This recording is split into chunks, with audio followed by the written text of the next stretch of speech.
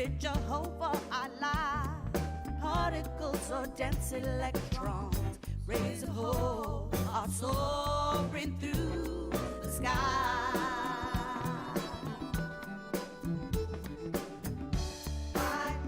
Light of day, bodies ignite, love seeds ignite. No moment gone, there is no rest as people live to witness my light on fire. The light sways on fire.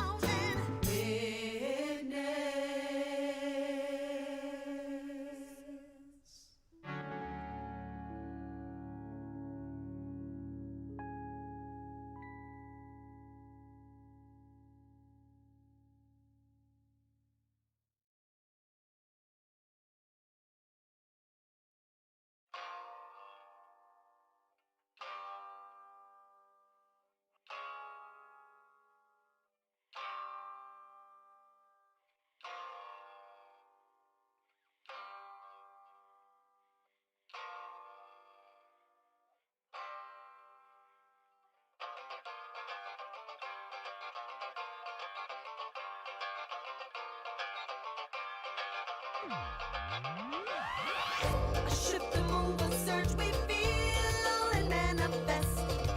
Slide from uncertainty and legend to intense. Interminable imaginaries guided by ancestor strength. Abide by no one's government.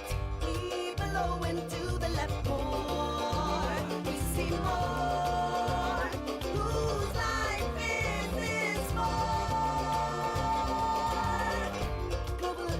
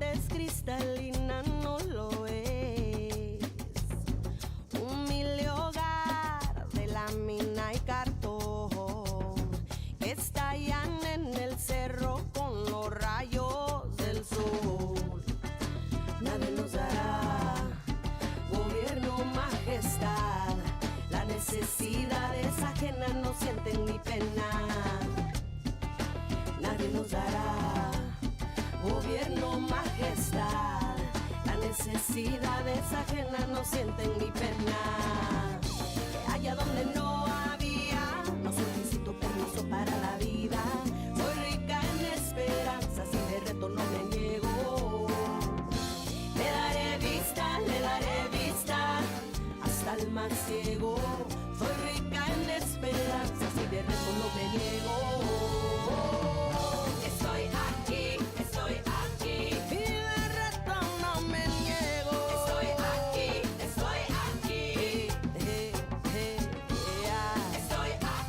Estoy aquí, yo veré, no me encierro. Estoy aquí.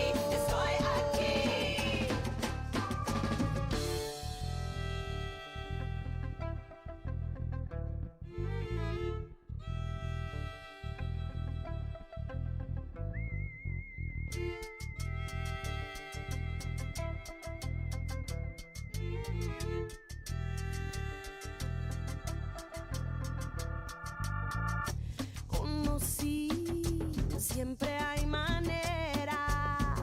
No más necesito un terrenito, una parcela.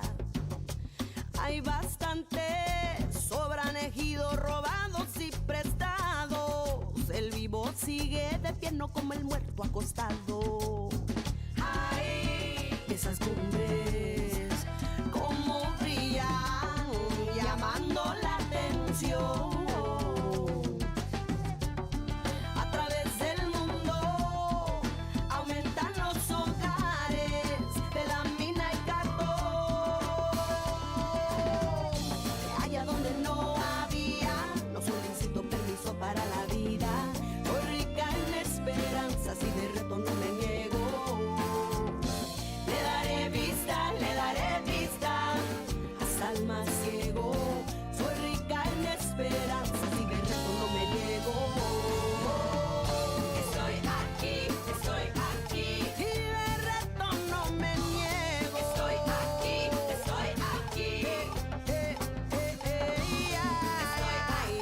Estoy aquí, yo veré, no me encierro.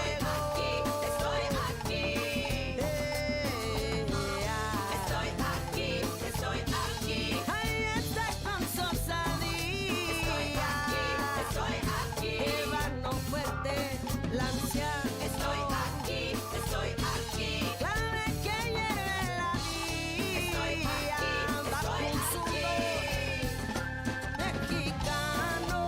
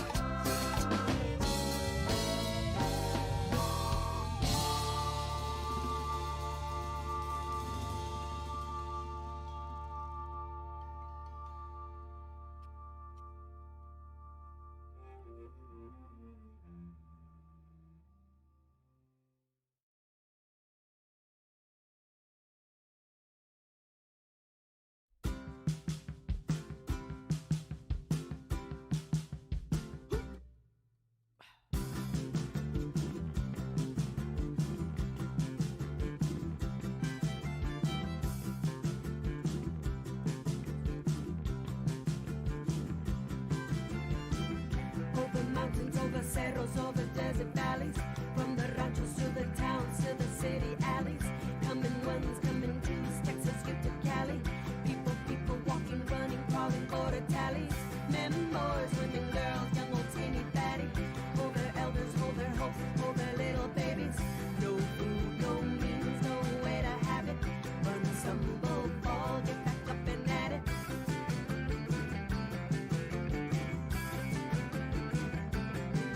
Yeah, make the plan, pay the man, truck it, walk it, run it. Under moon, under radar, make the dash and gun it. Touching down, get to town, washing, working, mowing. Taking heat, filling needs, sending line unknowing that you need. Feel like greed, past and present sowing. Other ties, US lies, go and tell and throwing. The more they come, they'll challenge, sets of law and knowing. What is seen, what it's moving, there is no destroying.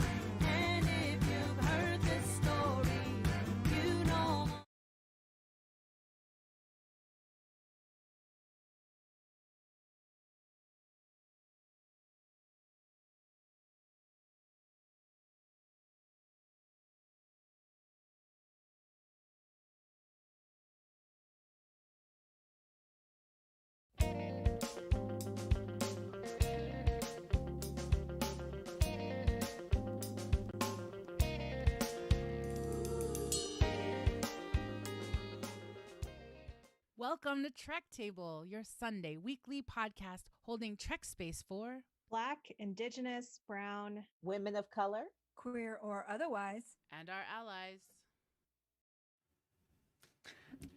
Hello, I'm your host, Dela, and today I'm holding Trek space for women of color leaders who learn that a foundational element of self is not really what you thought it was. So now I'm holding Trek space for what you're feeling. And I'm your co-host, Claudia, and today I'm holding Trek space for folks struggling with those new foundational narratives for their lives. Hi, I'm your co-host Maya, and I'm holding Trek space for new friendships and taking care of the old ones. Hi, I'm your co-host Maya Mama, and today I'm holding Trek space for everyone who makes the choice to get up again. Yes. Welcome to the Trek Table. And we like to start not only with what we're holding Trek space for, but also that we want to acknowledge that our teams at the Trek Table are on the unceded lands of the Tongva, the Chumash, the Quiche, the Ohlone, the Puyallup, the Pawtucket, and the Massachusetts peoples. We're grateful to the Indigenous stewards of these lands and the ancestors who have come before and those who are here now and those who have yet to come. We invite you, our listeners and our viewers, to acknowledge the lands and the people, the lands of the people that you are on. Yeah. So let's go ahead and all take a breath in through our nose and out through our mouth. Thank you all for joining us today as we hold Trek space for women of color here in front of our live digital audience on Outside In Theater's YouTube channel, as well as those of you listening on our podcast archive. Our opening track for this episode is titled Chicana Skies by the band Quetzal, off their album Quetzal. You'll be hearing several tracks by Quetzal throughout this episode of Trek Table. Follow them at Quetzal Music on Instagram and see our show notes or the chat for the links to their merchandise and more. Yes, and we just want to go ahead and formally welcome everybody to episode 27 of the Trek Table. Super happy. Thank you so much for showing up for this conversation with women of color, talking about Star Trek. Today we are assembled to discuss Star Trek Discovery Season 2, Episode 10, The Red Angel. And I will just say we just had Star Trek Day a couple days ago, September 8th, and we heard that Season 4 is coming. And so this deep dive through Season 2 just feels super juicy because I know we're about to get Season 4. So today, this is the episode, Season 2, Episode 10, The Red Angel. This is the episode that I have been waiting for as a Discovery fan because I love to see how Michael's whole arc just takes a turn in this episode. And we finally get to breathe a little bit and watch her absorb all these things, discover all these things. So we have a great episode for you here today on the Trek Table. We're going to dive deep into this Discovery episode, look at the arcs of Michael Burnham, Space Poppy Dr. Hugh Culber, and our dearly departed crew member Ariam in this deep dive looking at sacrifice and self and how to keep healing. We're so glad that you're joining this by walk Trek conversation.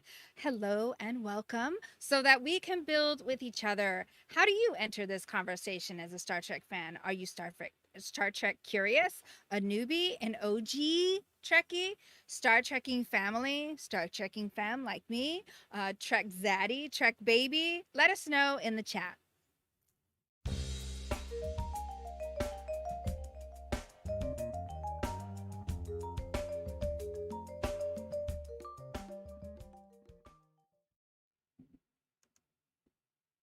And we want to welcome you back to Trek Table episode 27 as we look at Star Trek Discovery Season 2, Episode 10, The Red Angel. We are going to get into this episode today in a couple of different ways. We're going to ask some Trek Table questions. We're going to play a little bit of popcorn recap and see if we can finally do it with 2.5 seconds on the clock, or 2.5 minutes on the clock. Claudia's got some great Discovery design for us to jump into and talk about the drama. Maya's here with the space runway looks. You know, I'm going to take us to thematics, braid it all together. We're going to jump into that spoiler zone, no matter how close we are to the end of Season 2. We've got signal boots, final thoughts, and gratitude. We're so excited that everybody can join us. And as we sit down to begin this conversation, we like to check in and see who's at the table so we get a sense of who's here and kind of what perspective we bring to this convo. So I'm going to ask you, Maya, if you could go ahead and model for us your name, your pronouns, visual description, access check-in, and how you enter as a Star Trek fan. Yes, hello. I'm Maya, and I go by she, her her pronouns. I have magenta purplish hair, wearing pink lipstick and some, I guess, magenta glasses. I am a Guatemalan mestiza, and I identify as Star Trek femme, sci-fi curious.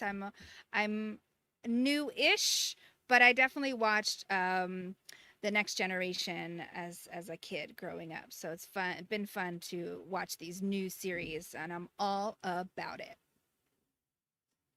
Awesome. Thank you. Welcome. Can I invite next Claudia? Can you introduce yourself to the table today? Hello, everyone. Claudia Alec, gender pronouns, they, their, she, hers, visual description, African American woman on the deck of the original Star Trek, got a big brown afro, wearing headphones, and a t-shirt that says disco on it. My access check-in is that there are fires burning in the world, y'all, and it means the air is filled with smoke, which means sometimes I'm coughing a little bit, but luckily, as always, I have my tea Earl Grey hot.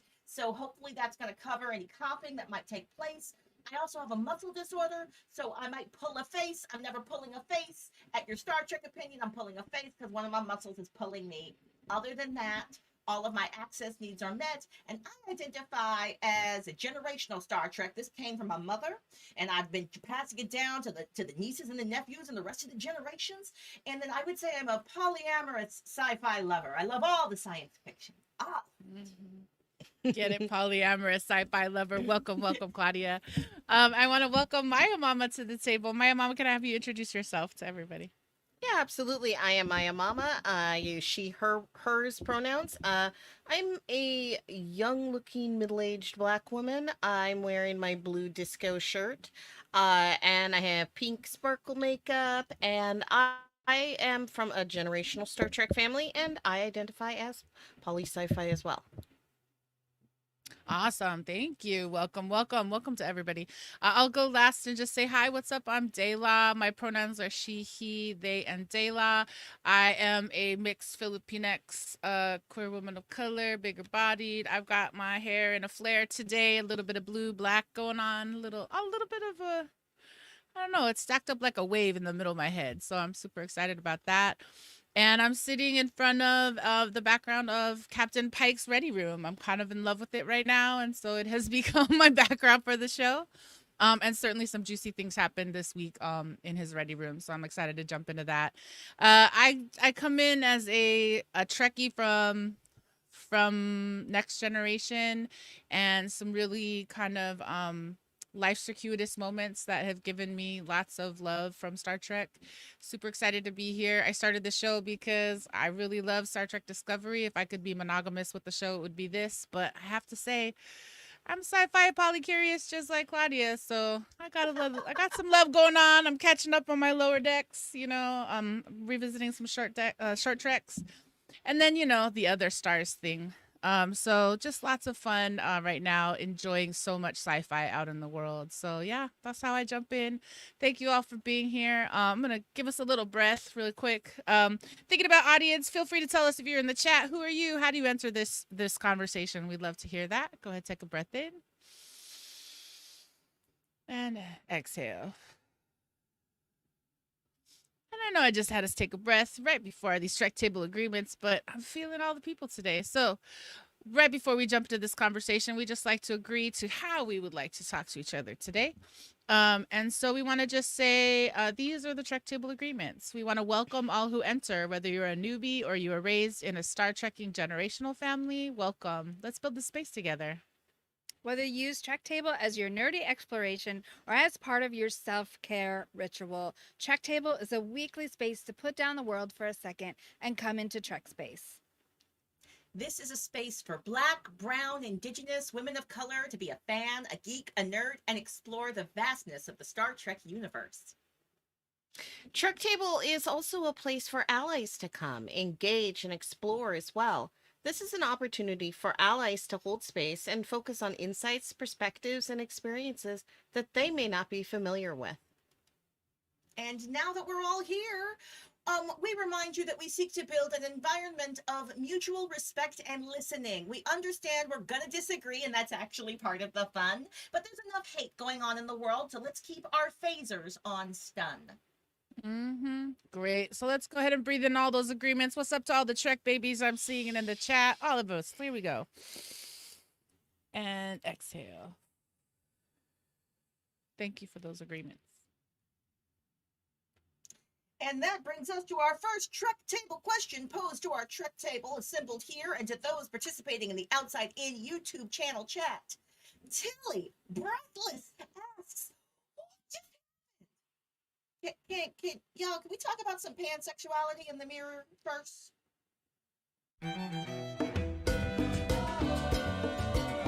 Mira que regresa el maldito.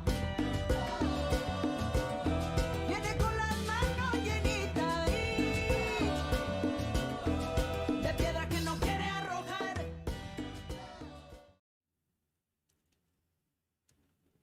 So I am here with our first Trek Table question number 1. Tilly asked us what just happened. And I'm asking y'all, can we talk about some pansexuality in the mirror verse? Let's have a conversation. I'm giving us 5 minutes. We're gonna keep it tight. So Maya, what's your take on pansexuality in the mirrorverse? I mean, it's supposed to be the kind of the opposite, or where like anything goes. And I see sort of sexuality and the like the looseness, or the even engaging and talking about sexuality at all as a deviation from the norm, right? So it's kind of like Giorgio is bringing in with her from the mirror universe, the idea that don't be so binary, kids.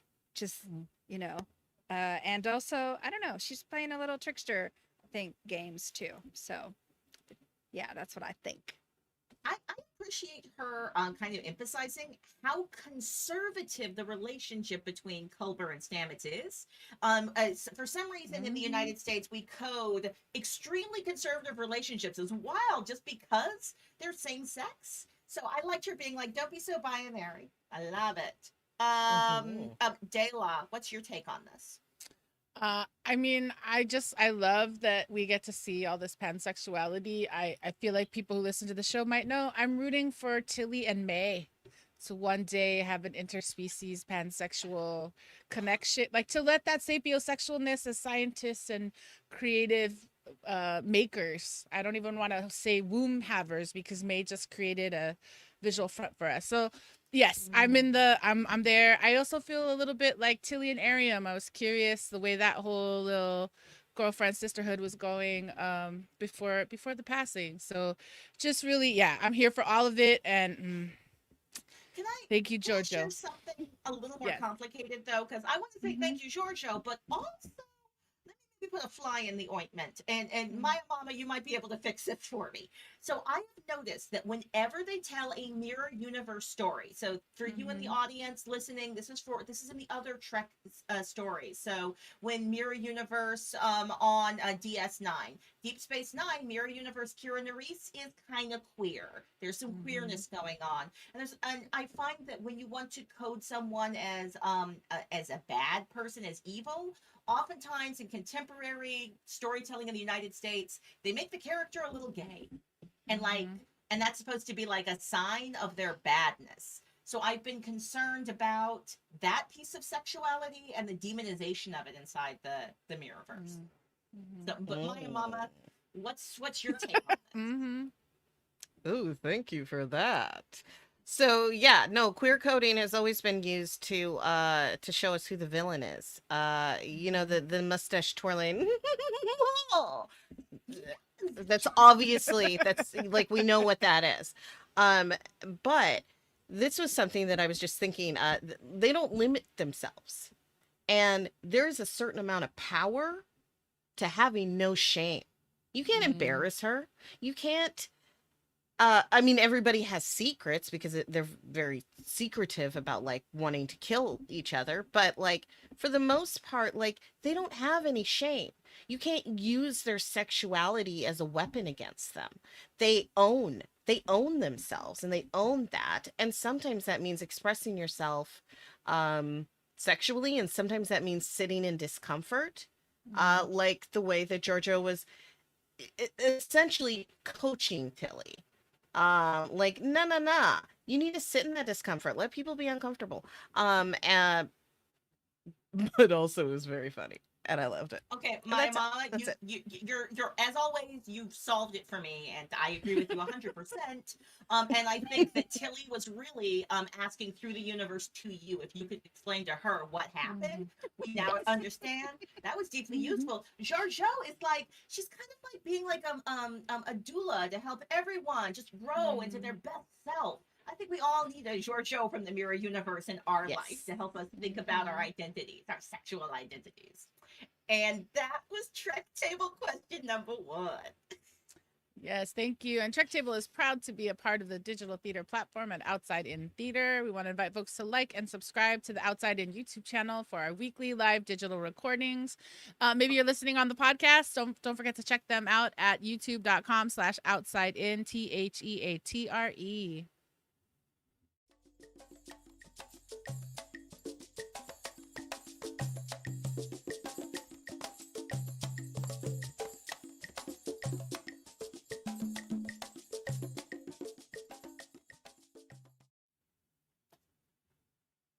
Awesome. And with that song Matanzas from by the band Quetzal, we know that it is popcorn recap time here on the Trek Table. The game is simple. We have 2.5 minutes to share chunklets of plot from this week's episode. Today we are talking about Star Trek Discovery Season 2, Episode 10, The Red Angel, directed by Hanley M. Culpepper, written by Chris Silvestri and Anthony Moranville. And we think it's funny because I'm a Star Trek newbie. Claudia and Maya Mama come from generational Trek family, and Dela loves minutia. Can we get it done? Brandon, please set 2.5 minutes on the timer. Can we get it done? Incoming transmission. Okay, so the episode starts with like a doctor in a white scrubs with like the plastic thing walking around Arium after the funeral and purging the control virus from her body. Meanwhile, Tilly discovers that a bioneural scan of the Red Angel and Arium's code matches to Michael Burnham. And then Ash Tyler is released for the brig because he's not guilty. And there's a big funeral for Arium. Words are said, tears are shed. And then like Captain Leland and Giorgio, they land on the ship and they share a bunch of information because turns out Daedalus Project, totally all Section 31. And the Klingons, they were researching time travel, and Starfleet was like, oh my gosh, we don't want you having time travel. And then there was like an arms race with them or something. So then Pike, Cornwell, and all the rest, they decide to build a mouse trap to trap the Red Angel. So then Burnham tries to get Giorgio to reveal the info, but she's like, you need to get that from Leland. Meanwhile, Giorgio ends up in the Spore Lab, and then she reveals that she used to have pansexual DEFCON level fun with Stamets and Poppy Colber. Yes, and Saru checks out Leland. He trusts him sort of to protect his crew, but he has secrets. And then Burnham comes in and she confronts Leland because Section 31 built the Red Angel time travel suit and they stole the tech from the Klingons, and that's what got her parents killed, and she's so mad about it that she punches him in the face. But he does fess up to it. Yeah. So then Colber gets some psychological counseling from Admiral Cornwall, and the only way to make a new road is to walk it. And then meanwhile, Spock discovers Burnham. The thing that's the variant, sis, is you. You're the variants in the Red Angel patterns. So now we have to use you as bait for the Red Angel. And then Burnham and Tyler make up and they kiss because, she might die. Aww.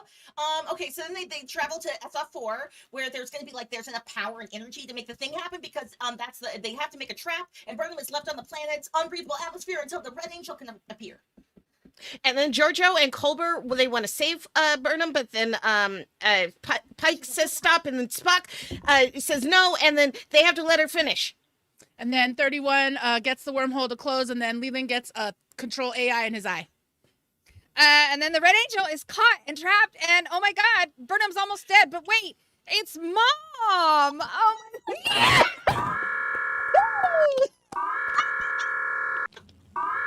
Good job, us. Deal? Good job. We did it today. Good job, Table. Look at that. Take that win today, Table. Take that win. I've That's never what's felt up. more accomplished.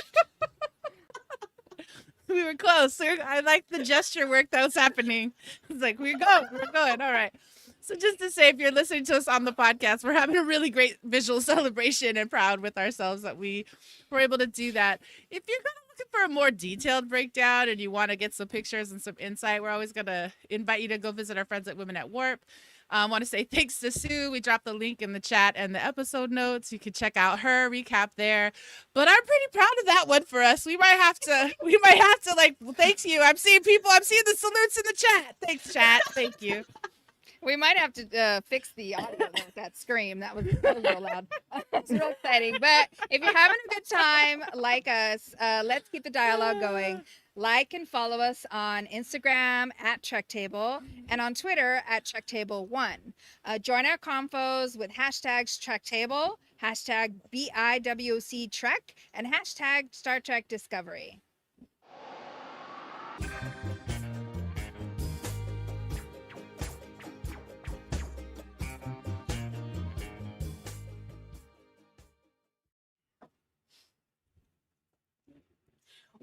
Welcome to Discovery Design, where we're going to dish on the design elements, giving us all this drama. So first, can we talk about Ariam's body, like the brain and the body scan, just like the way we began this episode. Woo. Yeah, I saw in the chat that Ariam's head plate removal. I see you, Brandon. That it was very Darth Vader-ish. I thought this like full body scan of her, it was just intense to see how her biology and her tech fit together. So yeah, it felt intimate as well. Yeah, Oh, and also watching her deleting her data. That's yeah. Seeing her memories just go away. That was just very sad. Yes. So just like a beautiful combination of design and storytelling, just really, really impactful. I'm gonna ask us to talk more in detail about Star Trek funerals later, but could we maybe reflect a little bit on the song? Because we got an original. I'm always here for an original Star Trek song. As Maya knows, I have referenced many a Star Trek song on other projects. So we got some original Kaminar music. Opinions, feelings. Shout out to the person who wrote that song. I feel like I always start. I see Maya. I can see Mama making a face. I love original music, and I love that it is that they created it. I just always have weird feelings about indigenous otherness that is put into it just feels coded that way just a little bit. So I love the music. And if that is Doug singing that music, Yeah, Jones, thank you. He has a beautiful voice, and I thought it was wonderful. But also It felt a little Celtic to me, just in terms of like the sounds that it was evoking for me, but I'm not sure. reminded me of Xena. Warrior Princess. Yes, you know. I will say I did appreciate that. I mean, I do appreciate how the thoughtfulness of that sequence, the way that we got to really connect to Ariam, a character that for some people felt maybe new and rushed about, but that the song provided a really beautiful. It just made me think about who plans the funerals on the ship, because as you know, I'm somebody who has, in discovering what it's like to plan someone's life celebration, like just seeing the way that happens in community with people, it just made me wonder, like, who's the official? Is it the first officer? Who's the official person on the ship who's required to help plan that funeral? Because everybody was there. I noticed also in the big swath of the crew that there were only 4 out of the full crew. There's only 4 people in white uniforms. So I was like, there's only 4 or 5 doctors for the whole ship. And then, as my mama, you pointed out, like you could see the wheelchair crew member also in the front. So just thinking about the protocol of stuff. The wheelchair crew member, I feel like that's an actual actor who just really, really wanted to be on Star Trek super hard and Mhm. is an extra and it's just a really awesome extra that makes sure he's in all the shots. I want to find out more about this story because I don't think I'm telling the fullness of it, but I feel like that particular extra has a story that we should find out. Yeah. Yeah. Mhm. Can we talk about Tilly's Tilly said a joke, and it was a joke that I thought was amazing, and it made me want to have a big conversation about doors.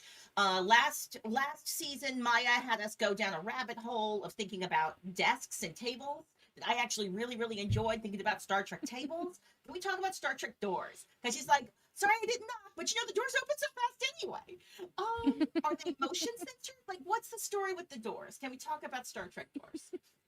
So I don't know precisely, but so this is all conjecture, but I think that if it's open, the door opens, and if Mhm. you can just lock it. So like when Tilly walked through, she didn't have to knock because the door wasn't closed per se. It's just like a different way that I think that the doors operate so that you can section off different sections of the ship. But Mhm. Head I think you canon. can just I like walk through. I don't know. It felt like a some sort of Trek insider joke though. Like when I heard it, I was like, Mhm. somebody must know what this is in reference to, because I feel like Tilly's one of those people that kind of brings up past stuff. I don't know what other characters, but I also was just thinking about a drag show of the original series that I saw that was, so they just kept using their arms and and I guess, didn't some one of you say that people actually physically open and close them in the original That's what I series? was So wondering. Mhm.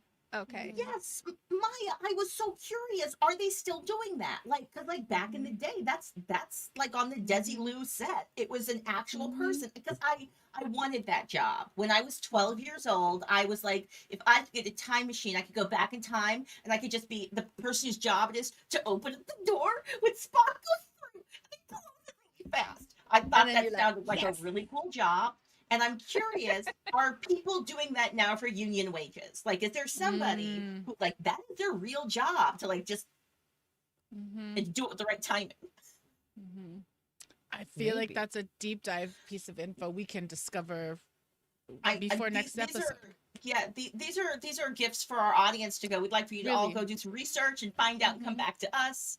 Yes. So I went really long and deep on the stores and didn't talk about the Red Angel suit at all. There was a lot of stuff going on with technology and design, with the So tachyons and the much. graviton beams. So if you want to talk about any of that, if you want to reflect on the phrase discriminator plus the containment field that's supposed to hold her in place, you could go ahead and reflect on any of the Red Angel tech.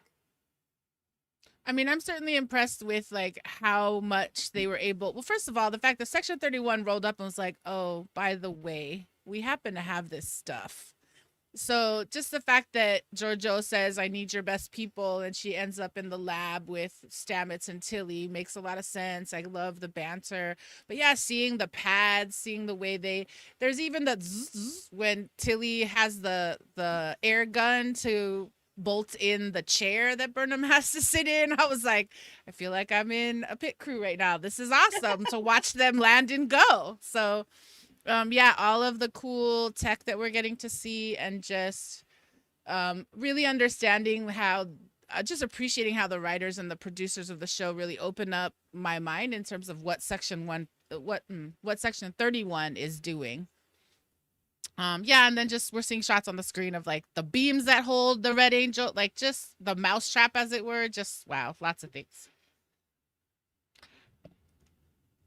Yeah. I love how they actually give us a little time to describe and explain how this mousetrap is working because I didn't completely I was glad that Tilly had some slow dialogue as she was explaining it to somebody else. I was like, go ahead and explain it to me with pictures. Thank you. I appreciate that. Well, I feel like we've reflected on a lot of the design things. And here's the good news. The next episode is in the same location. So we're going to stay on planet SO4 and we're going to get to reflect on the atmosphere of SO4, some of the choices they're making. Like, I love the floor that they're using. It's super grainy and atmospheric. We can talk all about those other design elements. But for now, I think that brings us to time for Discovery Design. Thank you. Oh, yes. Yes, and I want to take a second and give a shout out to our podcast listeners. Thank you for your support as we grow this little show. Your likes and subscribes mean a whole lot. Please, if you've got a second, send us a tweet at TrekTable1 and let us know your thoughts. Hashtag TT27 and hashtag Disco Design. And as we head into the musical break, Trek Table question number 2. This episode, it had this funeral. So what are our thoughts on Star Trek funerals and death rituals? Mira que regresa el maldito. Viene con las manos llenitas de piedra que no quiere arrojar. And welcome back. Star Trek question number 2, Trek Table question number 2. Thoughts on Star Trek funerals and death rituals. The sight of the crew all gathering, the idea of everyone on that ship. Dayla, I feel like you were beginning to talk about this in Discovery Design. So I'd love to start with you. Yeah, well, I'm definitely having moments of like, when is the first time I feel like I've seen funerals or death rituals in Trek? So I will say I can't exactly remember, but I'm thinking about the unification episodes, and isn't that where the unification episodes in Next Generation, and I'm gonna ask the spoiler question. Isn't that when Sarek passes away in the show? Yes. So just thinking about that funeral, but specifically seeing this episode. Oh, go ahead. I was gonna say Tasha Yar. True, Tasha Yar. Actually, even before that, yeah. I wait, think I've blocked Tasha Yar's death from my mind because of all the extra things and the. But let me just say this: the last way I'll connect to this, try to stay on time with this question, is like, it also made me think about the very first season of Star Trek Discovery and all of the Klingon death ritual we saw on T'Kuvma's ship and the ritual of that, and just feeling the juxtaposition of that. And now that you've said Tasha Yar dying, I'm just yeah, I'm having my Wait, but are you talking about Sarek in dying in the Next Generation? yes. Mhm. Old. Sorry, I totally did a weird spoiler, but you see the death of the character Sarek in Star Trek Next Generation Unification 2, I believe. He's going to get Okay. old. Yes. But he gets old. That's a spoiler alert. Yeah, I feel like that's a spoiler for everyone's life. So there's that. Yes. Maya Mama, I feel like your observation was the one that was on the tip of my tongue as well. That I like the ritual of the Kobali from Voyager, where they take our dead and give it new life and make it them. And I think it's really lovely because I've always wondered since the very first time that I ever saw a starship shoot a body out into space, what happens? Is it just gonna go forever? Is it gonna Does hit it a sun? explode? Is it aimed for something?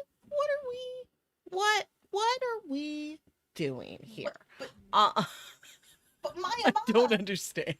Voyager told a story that revealed that it doesn't like I had been telling myself a headcanon story that it must self-destruct, even though in Search for Spock, what happens? Spock, okay, spoiler alert, Spock sacrifices himself so that everybody on the Star Trek ship can live.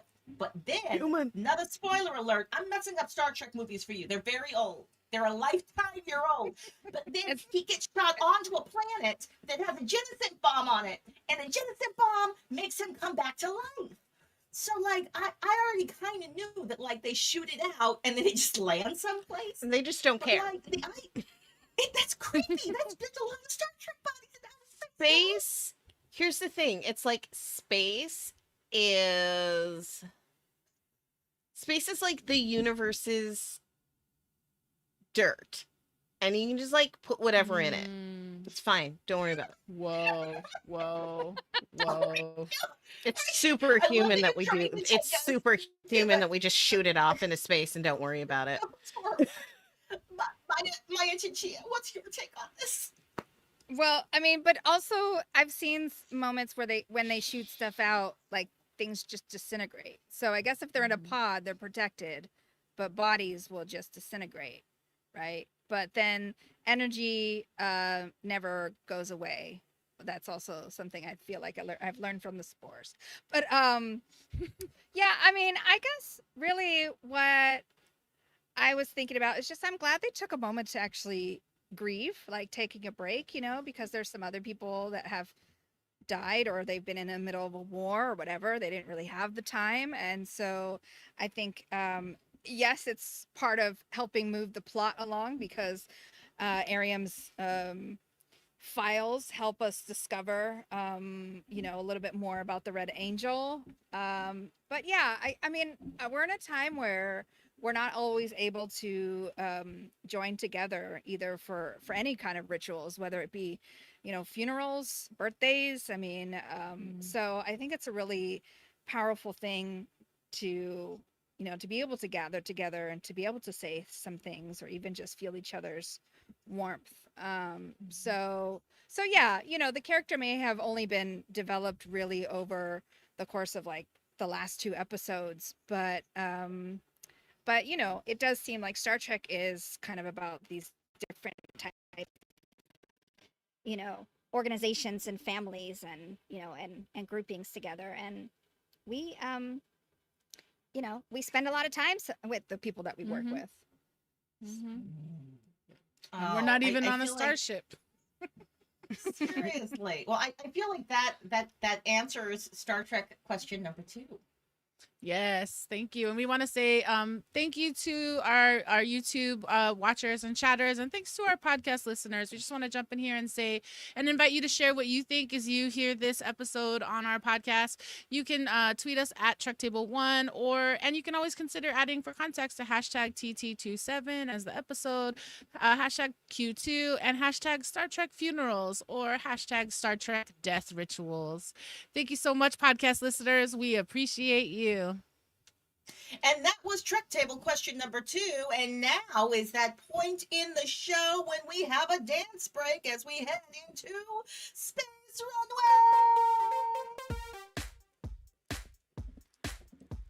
Some of the eye-catching looks from function to fashion in the 23rd century.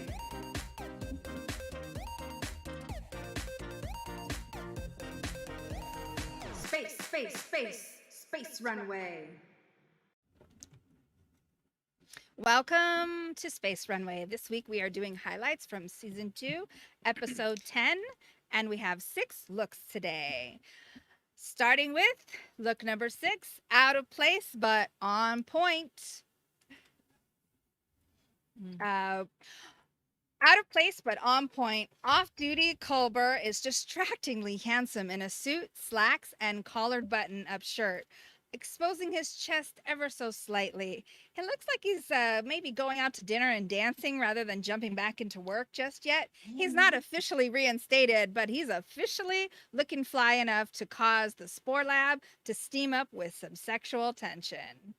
Look number 5, Vulcan fashion.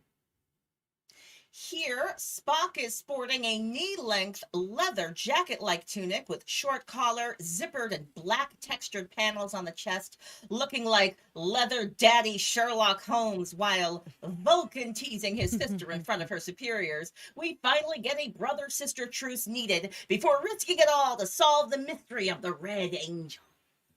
Yes, and look number 4, you get a spacesuit. Everyone gets a spacesuit.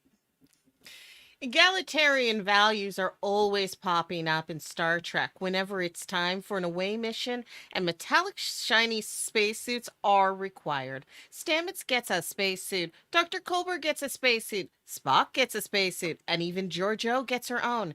Everyone is protected from the elements on this delicate mission with the overemphasized chest-heavy suits. And we see you, Dr. Culber, back on the job with your cargo bag accessory. Space Poppy Medical is standing by. Look number 3, Boxing Burnham. Burnham says knock you out. Burnham says knock you out. No sleeves are needed here as Burnham expresses all of those feelings and no words in her form-fitting Starfleet issued workout onesie and sleeveless boxing outfit. We've always gotten a glimpse of Burnham's guns, and oh, did Leland just take a lesson, because Burnham's gonna knock you out, and that's one for my mom, and one for my dad. Yes, and look number 2, leather on leather on leather. Anytime Giorgio shows up in a room, she's got a new leather outfit. This time she beams in head to toe leather, black fingerless gloves, a shoulder shrug with an intricate design of silver grommets and matching cinch belt that frames her chest and shoulders to remind us just how regal her royal highness is. Ooh, and of course, Giorgio gets her own black spacesuit for the mission on SL4. All black everything except for Gigi's heart, which clearly loves her some Michael. And look number 1, I always feel like Red Angel is watching me. Yes.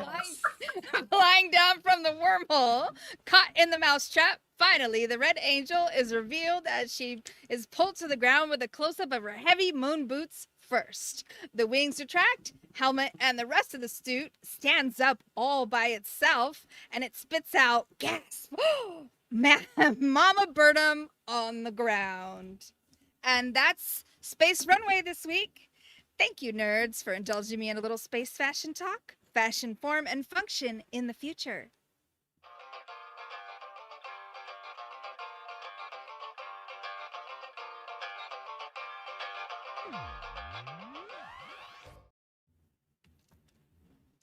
Yes, and that was Imaginaries off of the album Imaginaries by the band Quetzal. And that brings us to the thematics section of this Trek table today, where we get a chance to kind of braid it all together, dive a little bit deeper into some of the themes that we've been thinking about, share some insights and reflections. All right, so super packed today in the thematics. We got 3 big topics. I mean, this episode, as I said at the top of the show, is really about sacrifice and self and this opportunity to heal. And I think we're seeing Burnham in one place in her process of discovery about self. We're seeing Colbert in his new place, and then also having a moment to connect to Ariam and what we learned with her. So let's jump in about Burnham. I want to just think about how I'm so happy. I mean, we've joked a couple times this season about how it was just yesterday. It was just 2 weeks ago that they found the USS Hiawatha and Jet Reno and Captain Pike came aboard.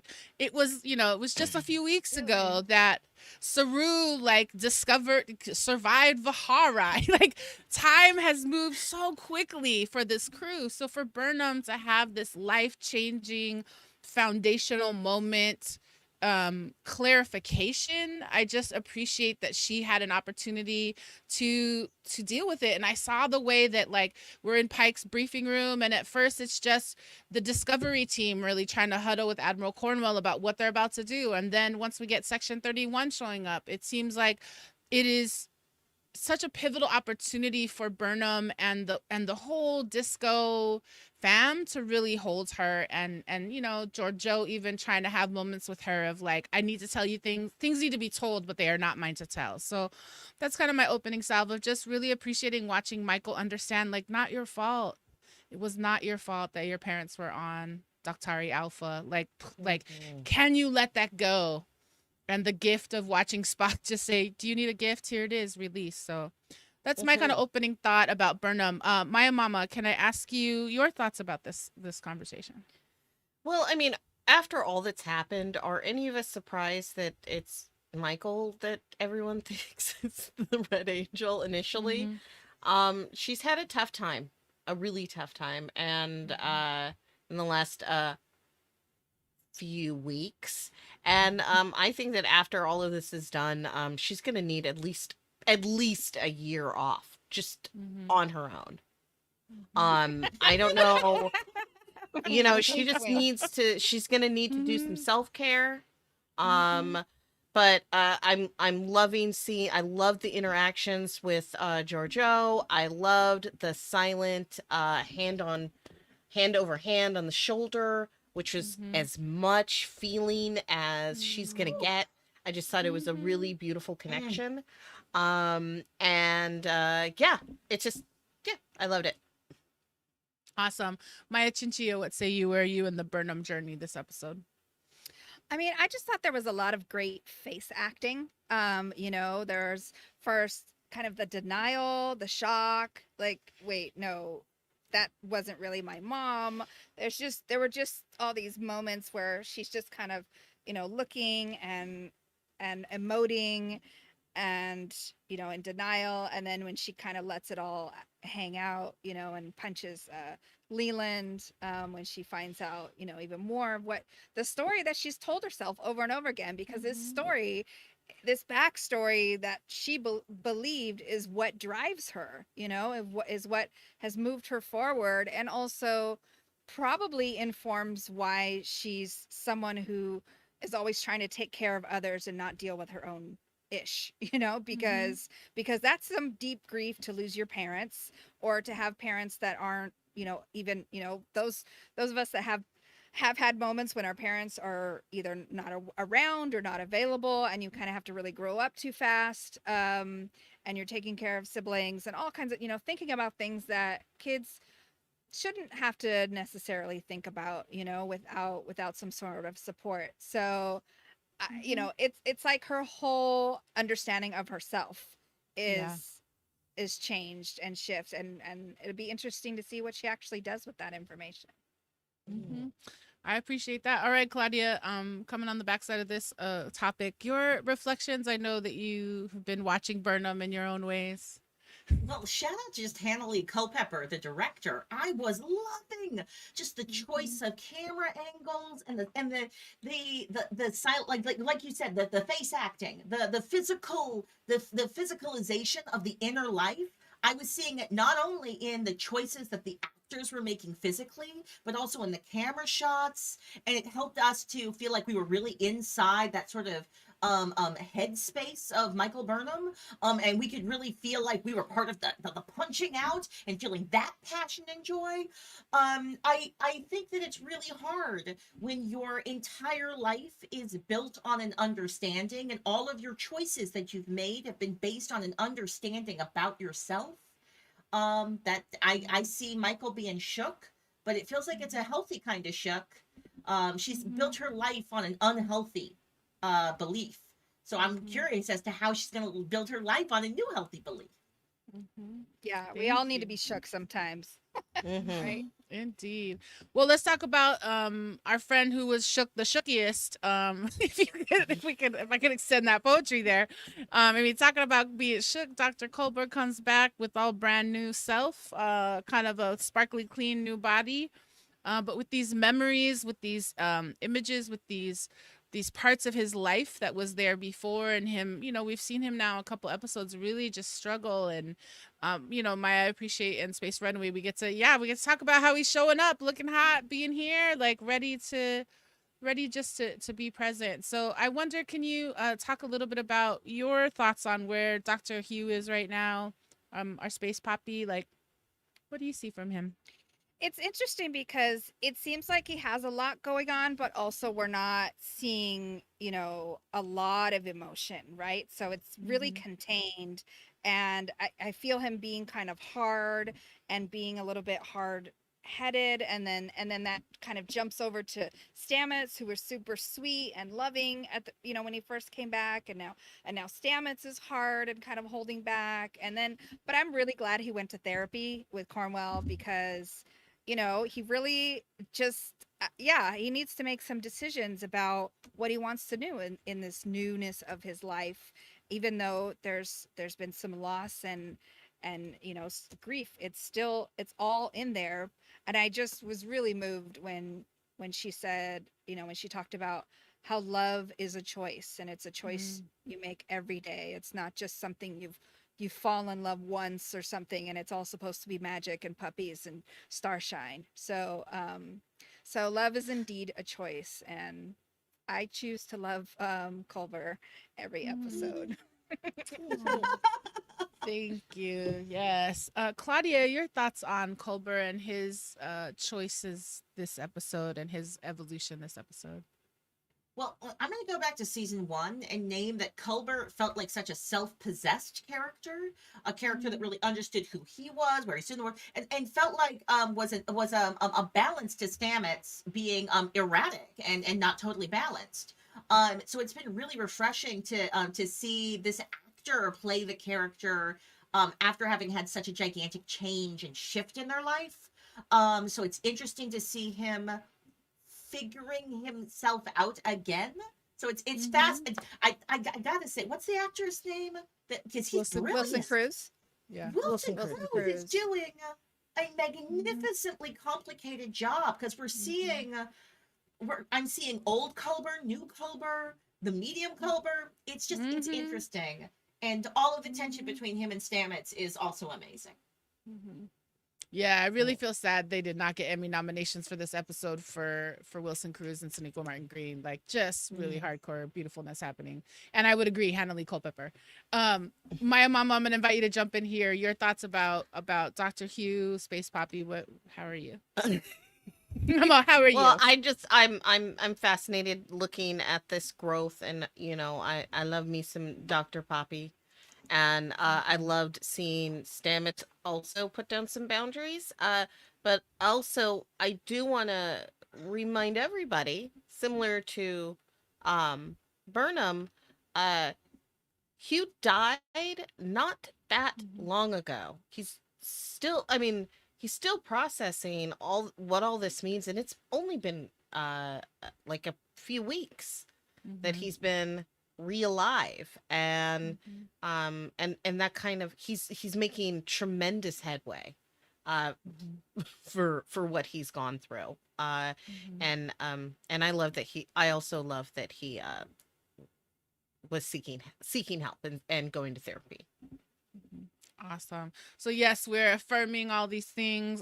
We know this journey is not done, but yeah, super awesome and also to see how Stamets comes back into the work. I also want to say it wasn't necessarily the healthiest way for him to come back into the work, but obviously it was a unique opportunity. I also thought costume wise, there's a shot of them in the med bay and Culber's not in his dress whites, he's in black. And I was like, oh, just aesthetically, I felt so yummy about that whole configuration. So I'll just say, yes, there's a shot on screen. I was like, yes, feel the Star Trek-ness of it all.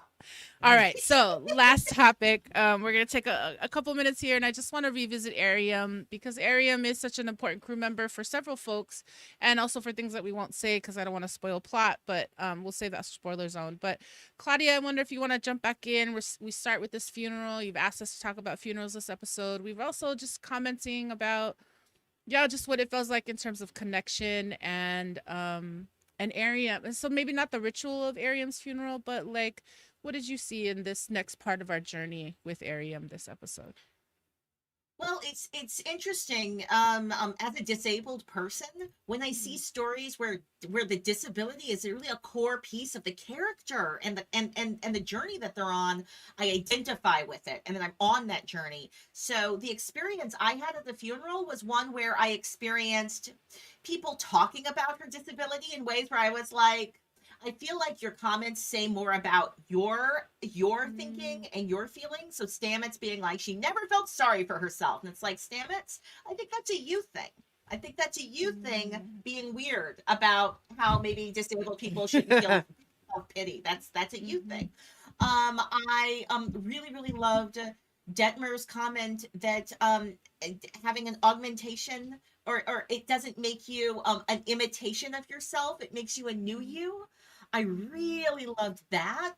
I remember when I've been trapped in bed for like, I want to say like 3 or 4 months, just like trapped in a second floor apartment, unable to go anywhere, and finally getting the motorized scooter that let me go around the block and go to the office, and the miracle and the power of it, and the joy of it. So I felt like having Detmer there to reflect on Ariam was necessary. That's what made it feel good to me to have Detmer make the observation. Yes. Maya, Mama, I'm gonna come to you next. Thoughts on Ariam this episode? Well, she's not a main character, but I think that they did an admirable job of letting us care about her and giving us information on her. So that we knew her, so that her loss is sad. And I really loved it, and I think it's the kind of loss that that sticks with them, that would, because it was a direct attack by control on one of their people, and yeah. Yeah, I thank you for that, and I'm gonna transition us into the spoiler zone, because the things I want to say about Ariam, I think I need to say in spoiler zone, so I'm gonna honor that. And Maya, we're gonna send you into post-it note doodle world while we do this. And so, just to say to our friends listening, those of us watching on the YouTube channel, thank you so much. As you might know, spoiler zone for us would not be complete if we did not jump into the spoiler zone. And if you're watching in synchronous order, we're trying to honor that right now, so we're not gonna spoil what happens after season 2, episode 10. We're going to jump to the zone for about 2.5 minutes, so you can watch your visuals or watch your clock, and then you can come back. All right, Brandon, one more time. Can you take us to the spoiler zone?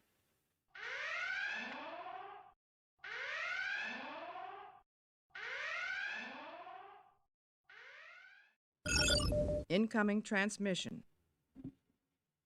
Okay, all I want to say is that yes, and Ariam is also critical, and we have this moment with Nan in the hallway with Burnham, because that tells us why Nan is gonna go with them at the end of the season.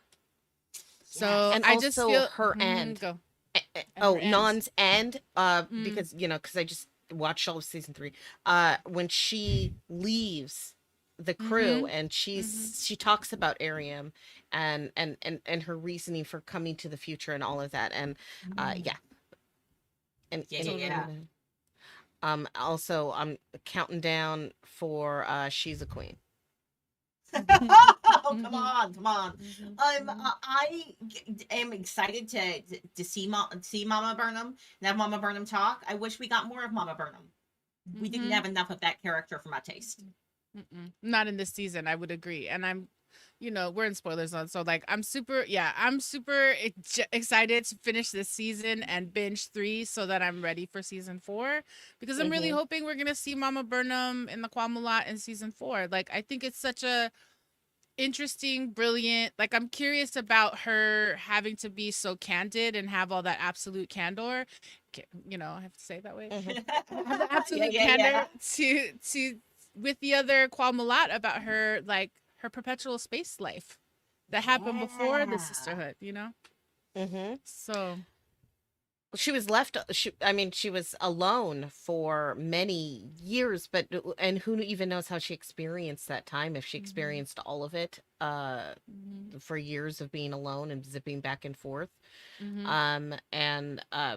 I love Gabrielle Burnham. I think she's really interesting. Also, we really haven't talked about it, but that freaking but Leland getting what he deserved. Oh my gosh, think the poke in the eye. He got what he deserved, but also that was horrific and super well done. And that's not really a spoiler, but I do want to, like, when we move on, I'm going to talk more about that. We're going to talk more about I want to talk more about that interaction, but I was so not looking forward to the combination of Leland and Control. Bad. We're out of time, so I won't share my observation. Sorry. It's okay. It's okay. Transfer of data is complete. All right, so thanks for all the listeners on the podcast. I'm doing visuals to wave folks back who are watching us on the YouTube channel. Welcome back, Maya Chinchilla. As always, we had a fascinating spoiler zone that didn't have enough time. But we're excited to come back. Can I invite you to share with us your little doodle show of what you were able to doodle on a Post-it during our spoiler zone? Yes. I started to draw a little picture of Arium. Oh, Aww. I I was love like, it. yay. I was trying to figure out what she'd say other than, Burnham, it's you. Right. She'd probably say, Tilly, I'm the best. Chris Kawat, or what is the game they all play? I should know this. Cat's Catapult? Yes. Yes. I think Ariam thinks she's the best Cataquat player. All right. So I'm going to learn what that game is, and I'll have that next time. I want to say thank you to everybody for sharing your thoughts on thematics for Star Trek Discovery Season 2, Episode 10, The Red Angel. If you are enjoying this conversation, support us at patreon.com/trektable. And as we head into our final Trek Table question number 3, we would like you to meditate on this question. Is Culber a copy of himself? Is he himself? Or is he a copy of a copy? What is Culber?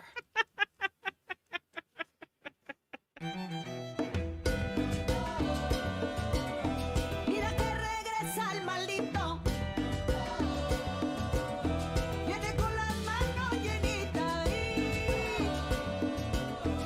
de piedra que no quiere arrojar. Welcome back with Trek Table question number 3. I asked it real crazy because I was like, is he a copy? Is he himself? Is he a copy of a copy? But Star Trek does this to us. It gives us these very complex questions of identity, and then gives us a wonderful story to reflect on it. So we've already had a chance to think a little bit about Ash Tyler and Cole, and then is Cole Ash Tyler? Are you your brain and the thing that you think? Are you your soul? What are you? What is Culber? I Maya? don't know. You keep, I feel like, I'm like, do y'all know something that I don't? But I mean, he was sort of rebirthed, and it seems like his body died, but there was an element of him that was still in the mycelial network.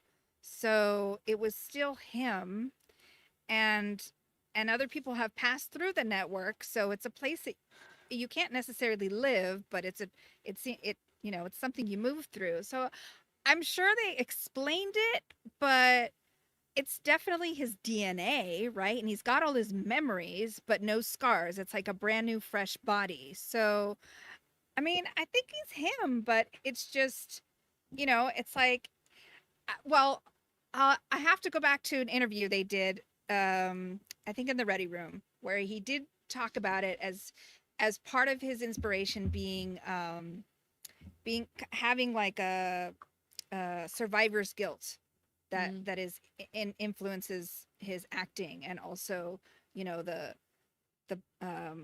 so I think that there's something about that.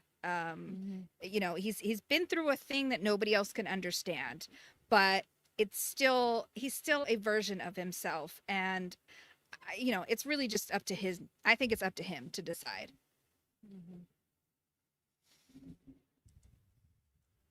Okay. I can mean, keep going. I have a lot of questions. Like, is he his body? Is he his mind? Because Tilly was broken down and remade again. Is Tilly the same, or is Tilly different too? But she was wasn't broken Tilly down? she was just transported. She was just mycelial networky transported. I And mean, isn't yes, that- May did say I broke down all your matter in the cocoon and I brought you here and reassembled you. But I guess the thing that feels different for me, my question about Culber is when the DNA sample that they had was taken, was that like a sample that they had just on storage on the ship? And like, does your DNA memory only happen from the point, like if my DNA were to be taken today, does that mean that if something were to happen between today and like next Sunday, and then they were to reshape me using the DNA from today, does my DNA know what happened to me before next Sunday? Well, Culber is inside the mycelial network. Culber is the thing that was sampled through Stamets and the tear. So the kiss and the tear, that happens, and that's what. And then they take and they rebuild Stamets based on that tiny moment, but that's not enough data to build a body. So they built the body out of mycelial network stuff, which is why they need the DNA sample to rebuild it. Why do I have all these details in my head? I was like, anybody else seeing the Jurassic Park little sample video of how the dinosaur DNA works? Like, that's where I'm going. Okay. Doesn't he come through My the little mama- muck? He does come out Yes. of the muck. Yeah. Yes. I don't. I just keep going to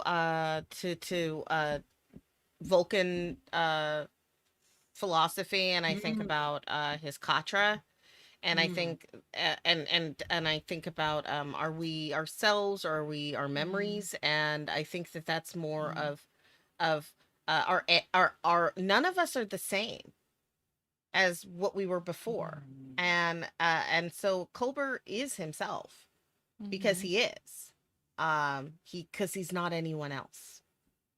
I know that doesn't really make a lot of sense, but he can't be anyone else other than him. Or Yeah, is and can I he? say the thing that's different by just going through it real fast, he was lost. So that's where the trauma happens, is being lost Yes. in a no man's land. Whereas other people just got to be there for little amounts of moments. So it's not that traumatic. Feeling like you're not gonna make it. I feel Well, like and this then- show is giving. Oh, go ahead, Dela. I'm so trying not to stop you, but I just want to say, and now we get to ask ourselves the same question about Michael Burnham. Is she the same? I mean, she was literally resuscitated back to life. So did I take your clothes, Claudia? I'm sorry. Not at all. But I feel like that's exactly it. Like we're getting to. It was part of this show. It was part of the journey Discovery is taking us on. We're getting to see people who die and are reborn, who become new versions of themselves over and over again, and that being a good thing, not being a bad thing. And so that's kind of an exciting journey to be on with them. And those were our trick table questions for this episode, season 2, episode 10, The Red Angel.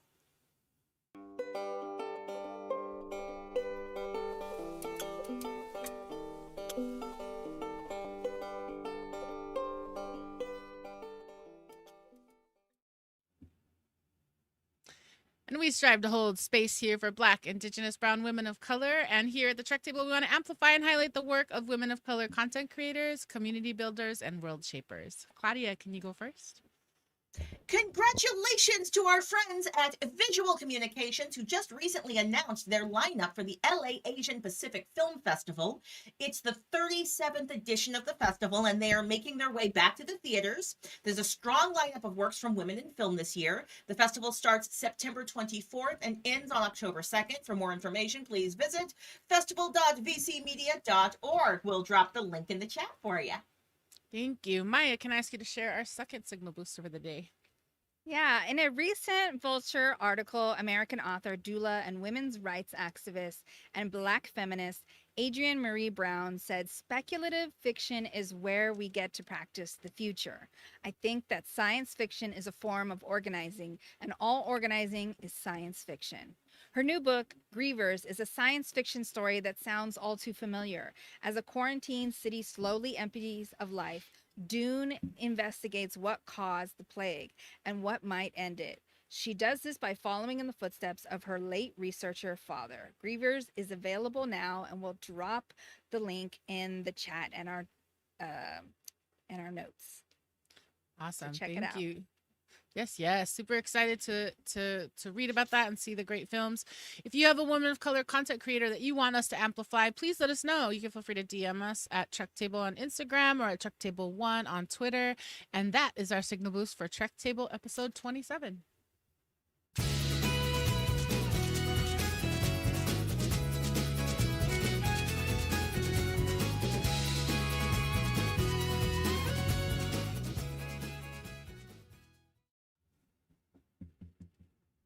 And we want to say thank you all so much for joining us today for this 27th episode of the Trek Table. It's so hard to believe we just started at the end of January 2021, and here we are.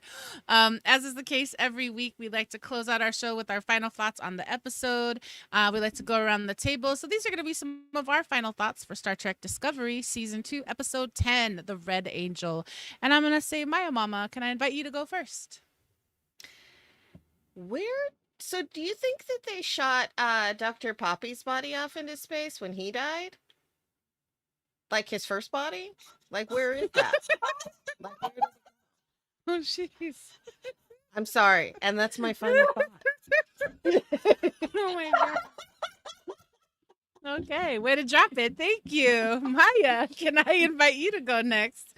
Your final thoughts for this episode? Yeah, I just think that, you know, even though we've been talking about how much time everything is, I am experiencing a different kind of time in the last almost 2 years now. So time is not real, and it keeps going for sure. People keep marking it, and I just, you know, we can experience a lot of wild drama and trauma and even beauty in a short period of time. And so I don't care in the same way about how long it's been, because some people take forever to heal, and sometimes it all just comes together in a moment. And so that's my final thought. Thank you so much. And Claudia, your final thought today for Season 2, Episode 10, The Red Angel? My final thought is that I've been watching a lot of fiction, like TV series that just have a lot of death and violence in them, where at the end of it, it's never acknowledged. And I think that it's deeply important to have storytelling that acknowledges that death has impact, that actually forces us as audience members to experience what it is to grieve, to heal, and to also experience the ongoing impacts of those traumas throughout the narrative. So I feel like Discovery is not only giving me that sweet, sweet action, but it's doing something a little bit different and something important in terms of more anti-genocidal entertainment making. Okay, I love that. That's a t-shirt. I want more anti-genocidal TV making. Right? Anti-genocidal. Yes. Thank you so much. I really appreciate all of your thoughts today. It really is kind of spurring me on to like, what is my final thought? And I think it connects to some of the stuff that I heard us talk about at top of show, but also where we've kind of come through. It's just, I'm just really kind of holding space and exhaling for Michael as she receives this truth. I mean, obviously she doesn't really get a lot of time, because then she has to turn around and say, sure, I'll kill myself for this. And she's still, we're still dealing with the responsibility burden. I don't think she hoards the responsibility like they like to tease her. I think she has avid reason. We can declare on high that she has avid reason to think that she has to take responsibility for things, because we're starting to see how all these ships fall together, and like, what's up with, Section 31 and already the tomfoolery of them engaging and messing with her life. So, and I had stuff to say in spoilers on that I forgot, but I'm gonna come back here next week because I got lots to say. And I am excited in this next episode to watch how Michael processes this new information and just understanding where she is and where Culber is. So I know I could go on, but this is final thought. So my final thought is I'm just holding space for Burnham right now as she has this major foundational shift in herself. And the easy answer is to do the adrenaline rush activity of sacrificing herself. But when she finally gets to stop again, what does that come down of adrenaline look like? And those are our final thoughts on Star Trek Discovery, Season 2, Episode 10, The Red Angel. We are very excited to have you join us on September 19th when we will be talking about Episode 11 of Season 2 of Star Trek Discovery, Perpetual Infinity.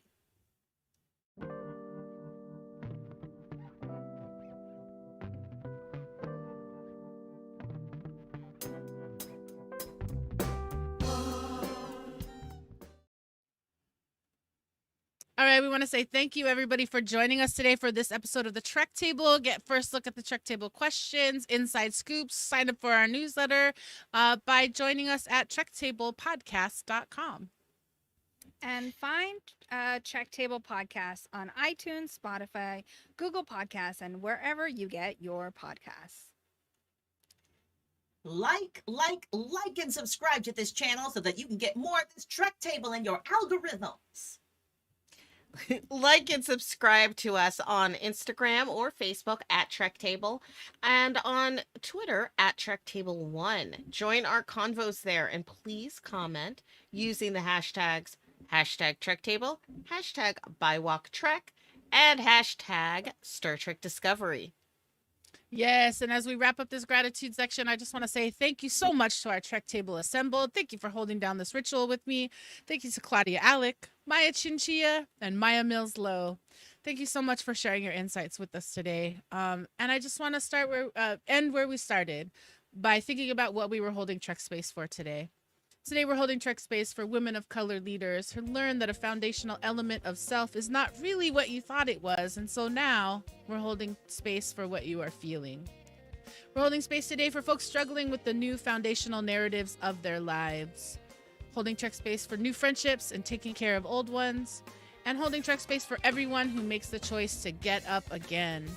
The Trek Table is executive produced by Alison Dela Cruz and Luzvi Jadiwala. Production coordinator Brandon Chang. Artist coordinator Ariana Michelle. Social media manager and chat moderator Isil Borlasa.